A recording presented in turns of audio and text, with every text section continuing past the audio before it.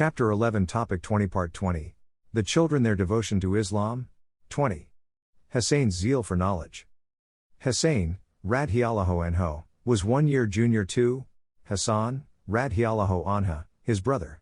He was a little over 6 at the time of the Prophet's death. Nothing much can be expected from a child of this age, but there are quite a few. A hadith is narrated by Husain, radhiyallahu anhu. Muhammad then counts him among those Sahaba who are responsible for giving us at least 8 ahadith. The following ahadith are among those narrated by Husain, radhiyallahu anhu. 1. Each time a person recites Inna lillahi wa inna ilaihi raji'un when he recalls or is otherwise reminded of adversity previously met by him, he receives a reward from Allah as good as he would have had at the time of actual infliction. 2. A Muslim gets immunity from drowning while crossing a river if, at the time of embarking, he recites, "In the name of Allah be its course and its mooring. Lo! My Lord is, surely, most forgiving, most merciful." 3. To shun vain things makes one a good Muslim. Rabi'a, radhiyallahu anhu, says, I once asked Husain, radhiyallahu anhu, if he remembered any incident in the life of the Prophet, sallallahu alaihi wasallam. He said, yes. Once, managed to get onto a few dates lying near a window, and put one of them into my mouth. The Prophet, sallallahu alaihi wasallam, bade me take out and throw away the date, as we, i.e. his family members, were not permitted to eat anything from sadaqah. Husain, radhiyallahu anhu, had gone on foot 25 times for the pilgrimage to Mecca. He was very punctual in fasting, saying nafil, and spending on the poor. We find quite a few Sahaba narrating many sayings, which they had heard from the Prophet, sallallahu alaihi wasallam, in their childhood. Mahmud bin Rabi, radhiyallahu anhu, was only 5 at the time of the Prophet's death. He says, once the Prophet, sallallahu alaihi wasallam, came to our house. We had a well inside the house. He filled some water in his mouth from that well and then squirted it on my face. I shall never forget this incident.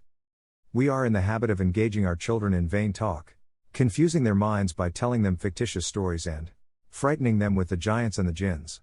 If instead, we induce them to read the lives of great men of Islam, narrate their stories of the pious people, and warn them of the consequences of Allah's disobedience, they may be greatly benefited in their life in this world and the hereafter. In childhood, memory is at its best. Anything memorized at that time is seldom forgotten. If children are made to memorize the Quran, they will be able to do so very easily and quickly.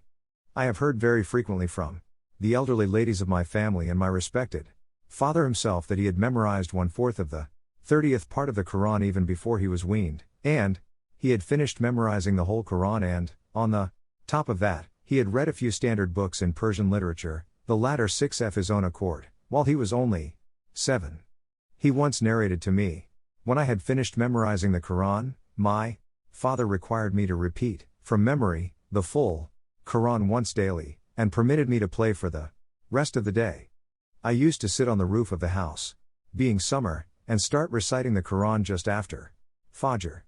I would finish the whole of it in about 7 hours. I then had my lunch. In the evening, I used to have lessons in Persian, though it was not compulsory for me. To this routine, I stuck for full 6 months. It is not an ordinary thing for a child of 7 to recite the Quran once daily for full 6 months, along with learning other things. As a result, he would never forget or commit an error when reciting the Quran from memory. He earned his livelihood by trading in books. He was found reciting the Quran with his lips, even when his hands were engaged in his job. Sometimes he would even teach the boys, who wanted to learn from him after school hours, while himself reciting the Quran and doing his job. He thus attended to 3 things at a time. But his way of teaching his students was different from that adopted currently in the schools, where the entire burden is on the teachers. He simply listened to the student, reading, translating, and explaining the meaning. If the student was correct, he simply said, "Go ahead," but if the student made some error or needed some further explanation, then he only would correct or explain as the grade might be. Now, this story is not of ancient times, this has happened only recently. It is therefore wrong to presume that the Muslims of today, being of poor physical strength, cannot try to follow the footsteps of their ancestors in Islam. Chapter